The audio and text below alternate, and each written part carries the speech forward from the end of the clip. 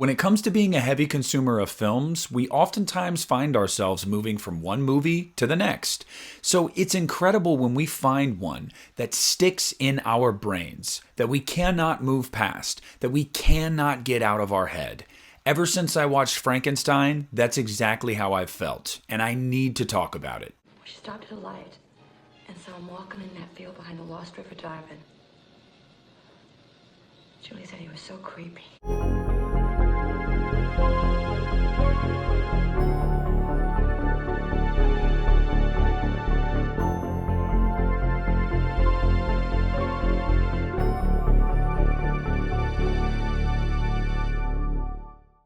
Hey, what is up everybody? Nick here, and today I want to talk to you guys about Guillermo del Toro's Frankenstein.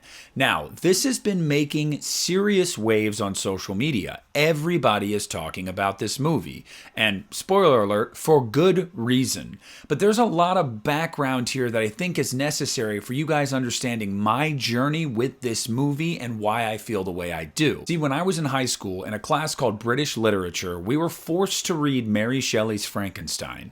And I don't know about you guys, but I always hated when those things were forced upon me. I used to love reading books, but I wanted to read the ones that I wanted to read. I didn't want to be told I have to read this and I have to read it by a certain date. But alas, I did. And I found myself within the first few pages being gripped by this novel. I couldn't put it down. I read the book in less than 2 days and have reread it since then multiple times, and it is one of my favorite books ever. So fast forward to a couple years ago when it is announced that Guillermo del Toro is going to be directing a new take on Frankenstein. And I was trepidatious because I've never considered myself a disciple of Guillermo's. Not to say that I don't think he is uber talented, because he absolutely is, but his movies are a very specific flavor, and they don't work for a lot of people. I am a fan of Pan's Labyrinth, but I never saw The Shape of Water, and I've seen and heard about all of the memes when it comes to that movie. Now, unfortunately, this movie only got a very limited run theatrically here in the United States, and I still don't understand why. I couldn't find a theater closer than like 45 minutes to my house that was showing Frankenstein. And the week that it was showing, it just didn't work with my work schedule. It would be 1 or 2 showings later in the evening, 9, 10 o'clock.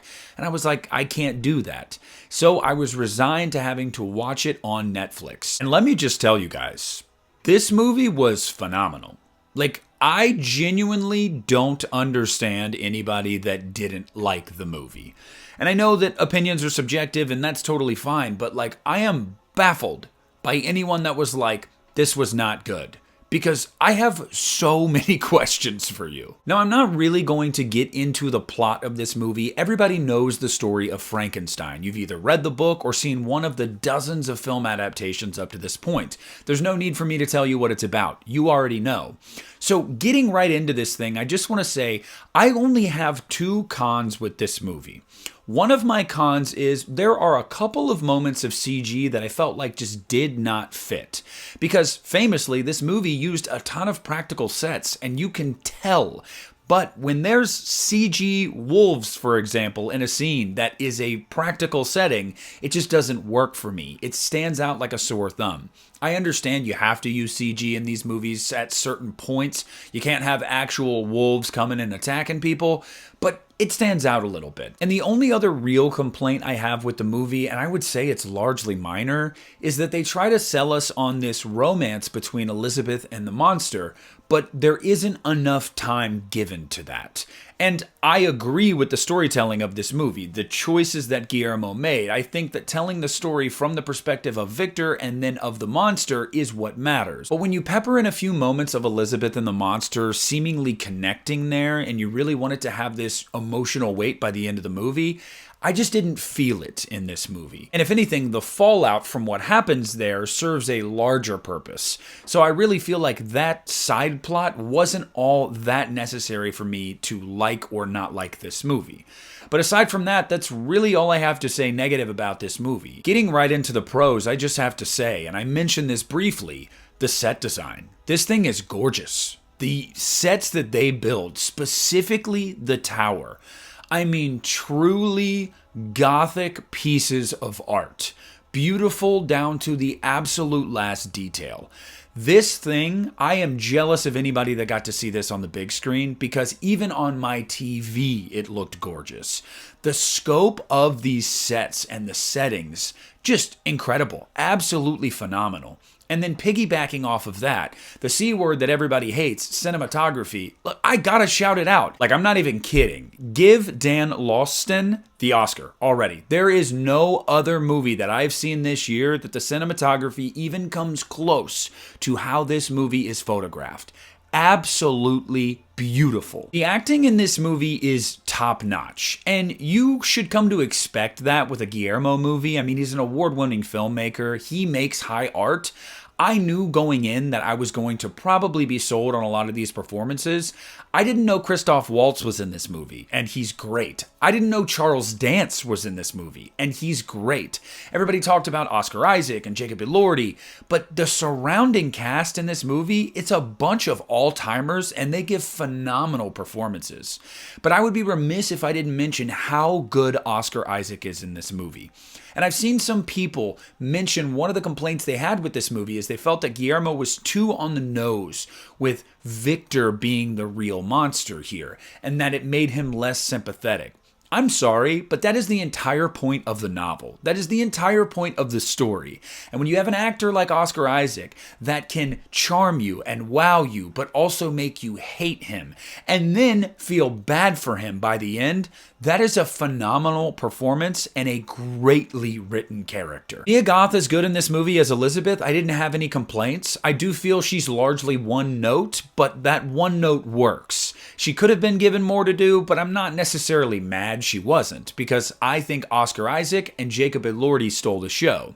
And that's where we get to the monster. Look, I've talked to people that have had some issues with how the monster is portrayed in this movie, visually. Now, you all obviously probably think of the Karloff version where he very much looks monstrous, like he was sewn together piece by piece. That's not Guillermo's style, and that's also not what Shelley described in the book. In the book, the monster does have this kind of beauty to it. It isn't this horrible abomination.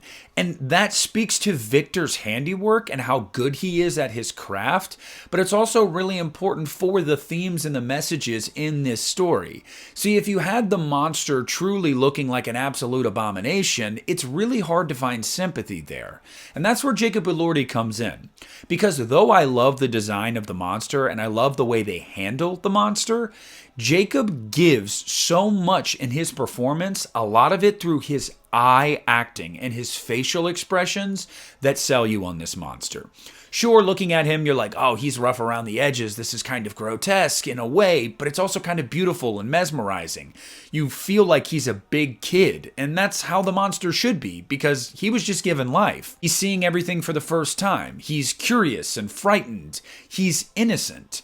And Elordi really brings that out in this performance. And it really makes you want to see the monster on screen nearly all the time. And that's one of the highest compliments I can pay to this movie, is that Oscar Isaac is great, but so is Jacob Elordi. You can't help but find yourself going, oh, this is fantastic, but I can't wait for the monster to show back up, or for Victor to show back up.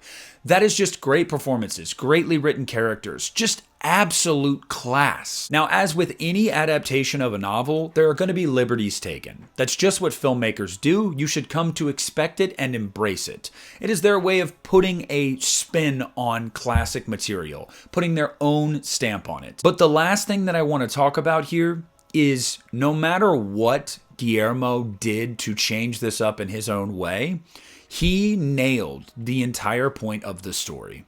There's multiple messages and themes that Frankenstein plays with, and all of them are present in this movie, and I would say literally drive this movie forward. Yes, Victor is the monster. The monster is not a monster. The monster doesn't know being evil or being good. The monster is learning. The monster is innately someone that wants to fit in, that wants to be loved, like every other human does. Victor doesn't understand that in a lot of ways it's like raising a child. You can't expect them day one to speak our language and to understand us and to express themselves. And in his obsession for creating life and trying to cheat death in a way, he is so caught up in his own shit that He mistreats and misunderstands his own creation. He doesn't truly appreciate what he's done. He wants more. And there's also the message of playing God, which is not fully understanding what you're doing until it's too late.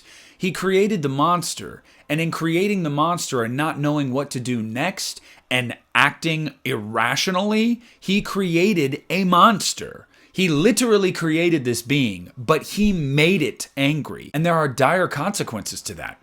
And it's not just the obvious, oh, well, the monster could lash out and he's stronger and he can kill people. No, it's twofold. It's also the consequence that the monster can't die. The monster was created. The monster doesn't understand why. The monster just wants someone to love him and care about him. And he wants the sweet release of death because nobody accepts him. Nobody understands him. Nobody will let him be a human.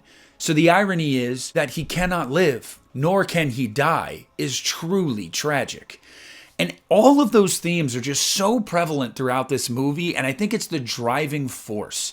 This movie spends so much time focusing on human nature. It is beautifully tragic. It is everything I could have wanted in a Frankenstein adaptation. Minor gripes aside, I find this movie incredible.